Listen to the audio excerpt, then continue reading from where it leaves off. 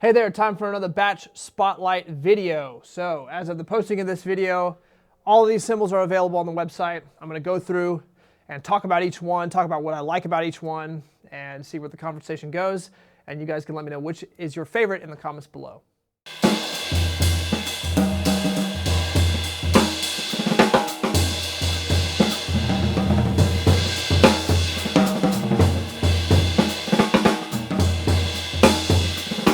All right, so first up we have this guy. This is an 18-inch Tributary cymbal, 1,450 grams with a single small brass rivet.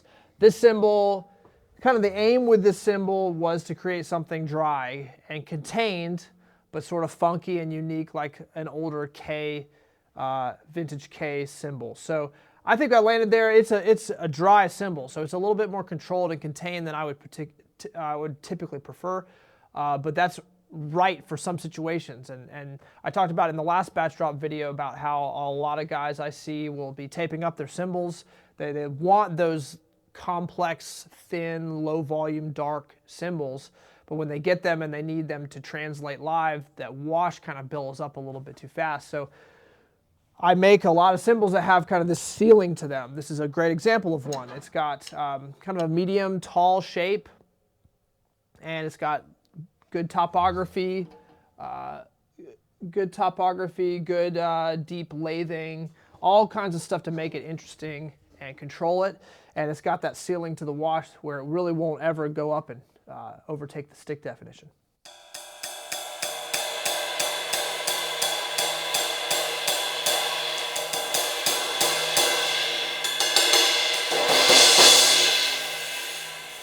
It's kind of got that umbrella sort of like limited sibilance, kind of a little bit more of a round kind of sound, a little bit of a growl and a hiss in the wash.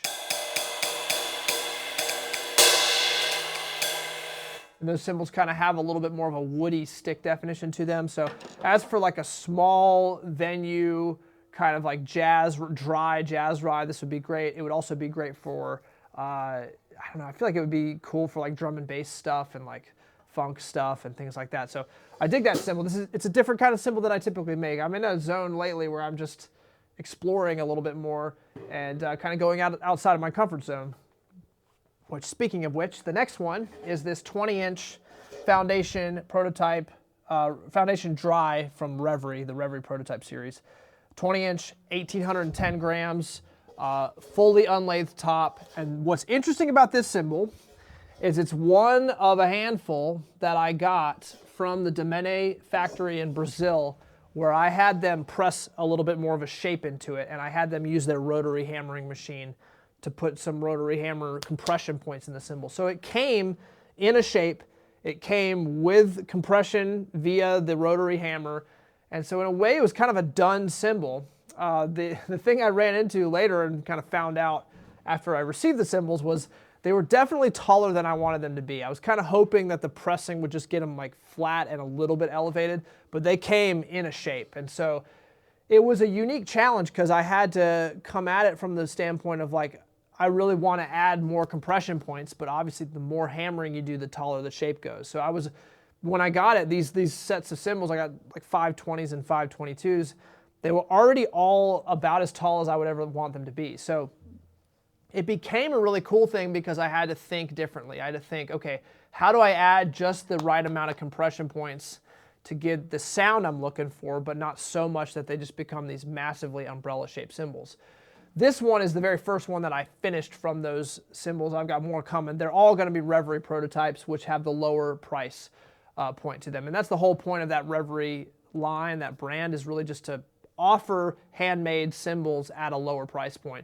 Because when I go into the Timothy Roberts zone, I'm doing so many layering processes. I'm taking way longer than I probably should to make those cymbals, and I'm really OCD about the sound I'm going for whenever I'm making those. And so the Reverie option is a lower price point, but it also helps stretch me to, it forces me into a place where I have to make them with fewer steps, which I love. It's kind of like a creative constraint that I've grown a lot and learned a lot from. So this is the first one that has come out of that little small batch of ones that were pressed and rotary hammered.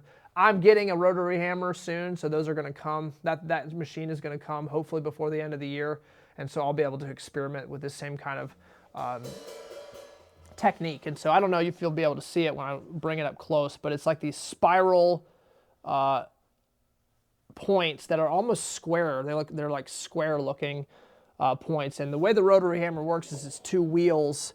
One wheel has all these hammer heads, and that you basically ratchet it down onto the cymbal, turn it on, and the wheels spin, and it just feeds it up and down the cymbal. And so you're not deforming the cymbal as much as you're just giving it compression points. So their hydraulic press that they use gets the shape. It's about deforming, and then this rotary hammer is about compressing the metal. Two different things. I talk about it in other videos. I should shut up about this and just play the cymbal now.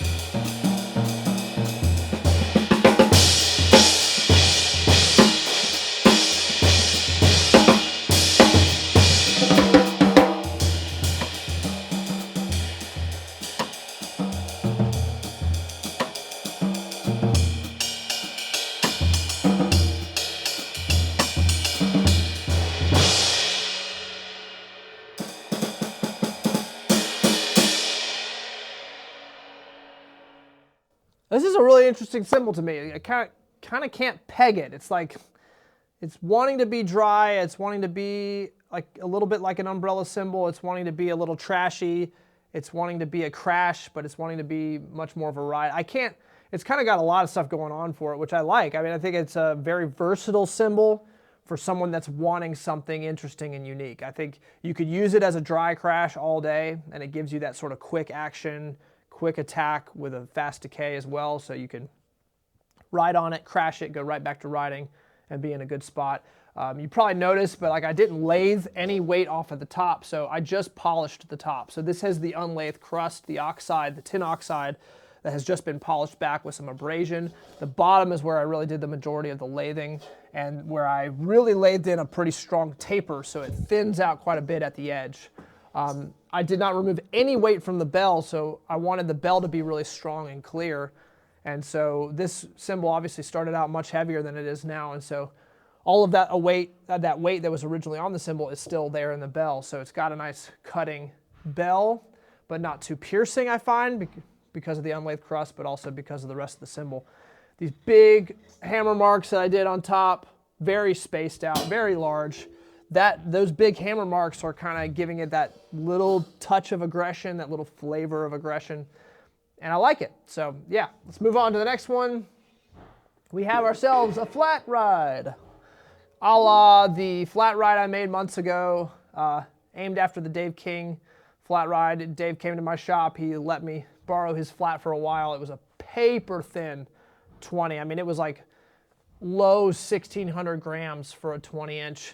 And it really taught me just how amazing flats can be when you can coax a crash out of it. So this is a thin one as well, not quite as thin, but it's 20-inch Prism flat, 1,742 grams. Very significant taper, but I also did a very deep lathing in it. So it's got quite a bit of dimension, not really topography in terms of hammering, but topography for sure in terms of the lathing, like really deep grooves. I think it's a nice sound. It's interesting. I love these kinds of flat rides. They're my favorite.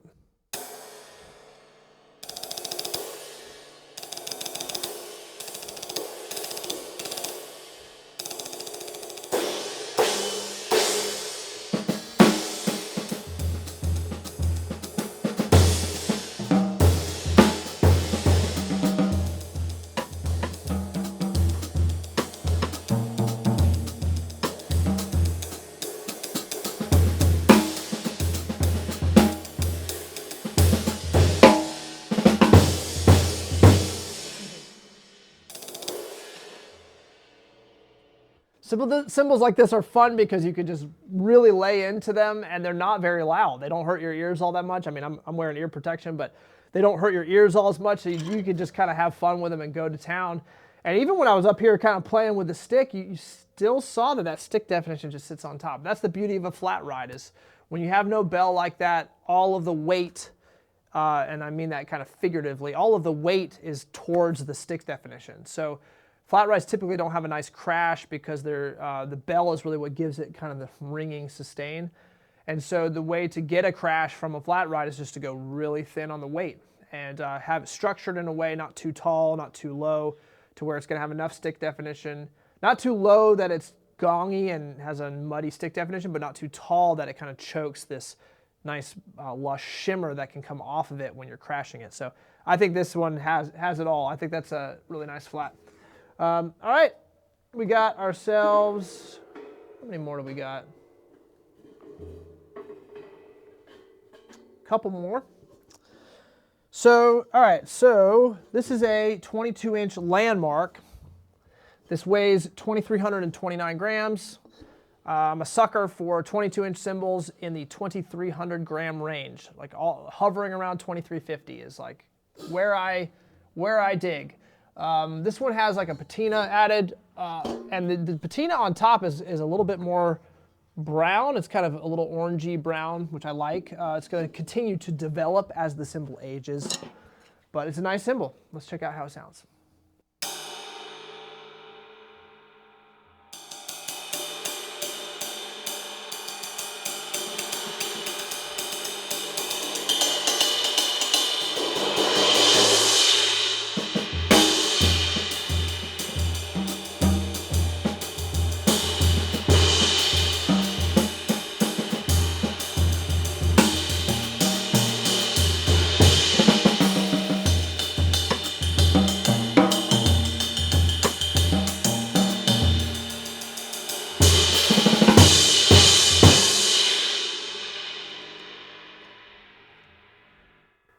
I really like this one.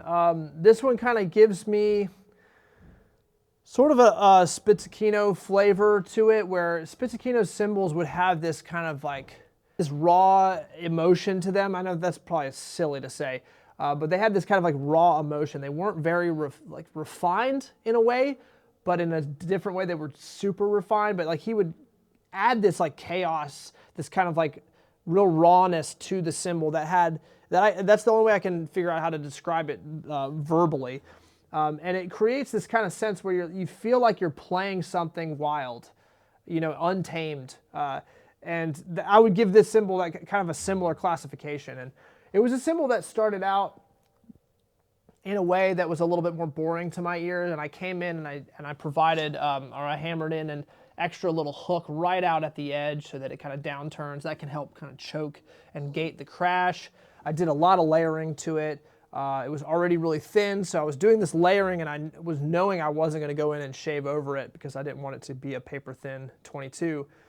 And so a lot of that is kind of helping contain things, but it has kind of this, this wildness to it that I really love. But, you know, wildness and cleanliness, I mean, you want to find like a balance point, because if it's too wild, then you just have this super washy, messy sounding cymbal that can't translate well live.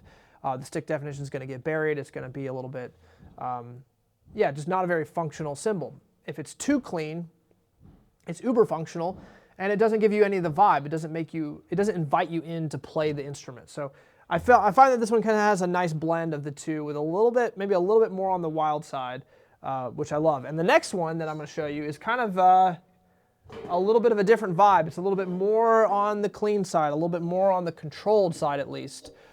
This is a 22-inch Labyrinth, 2,440 grams. This one has these really big pocket hammer points, these heavy Turkish hammer marks out near the edge, which is gating the crash, containing it a little bit, and giving it a little bit of a kind of growl to it. Big fan of this one.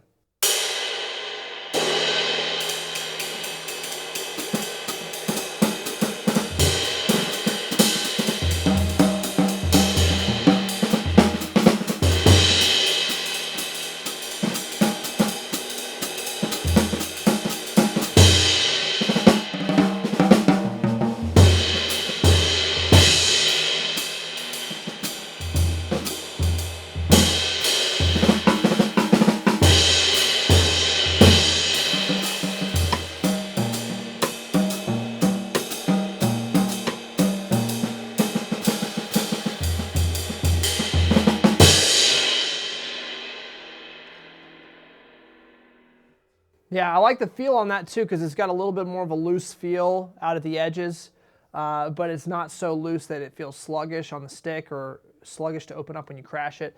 The weight being 2,440 grams, you know, again, I'm kind of touching up my weights a little bit. So this is about 100 grams heavier than my preference for 22, so it's going to translate a little bit better. There's a little less weight taken off the bell, so it's going to cut a little bit more on the bell. The Labyrinth series is kind of the, originally was sort of the Bill Stewart kind of sound, and it's somewhat deviated from that. I still make cymbals that really do fall into that Bill Stewart type of vibe. This one is a little bit of a deviation where it kind of has that aggression and that kind of ka umbrella shape sort of thing, but it has a little bit more cleanliness and enough of a nice structure and a weight in the bell and stuff to be maybe a little bit geared more towards other genres than jazz. So that is the batch. A nice little tight, looks like 5? Yeah, tight 5. So yeah, let me know what you think in the comments below. Which was your favorite of all these? I've said it in the other batch drop videos, but I'm doing a batch drop every 2 weeks. And the plan at least is to try and have a little feature video like this for every batch drop that I do so that there's at least the discussion happening with particular cymbals so we can kind of see my thought process with as I'm making these cymbals and making the batch drops and kind of the evolution of the sound, because my sound is always changing. It's always evolving. I'm always hearing different things and trying to incorporate different sounds into what I'm making. And it keeps things fresh, it keeps things interesting.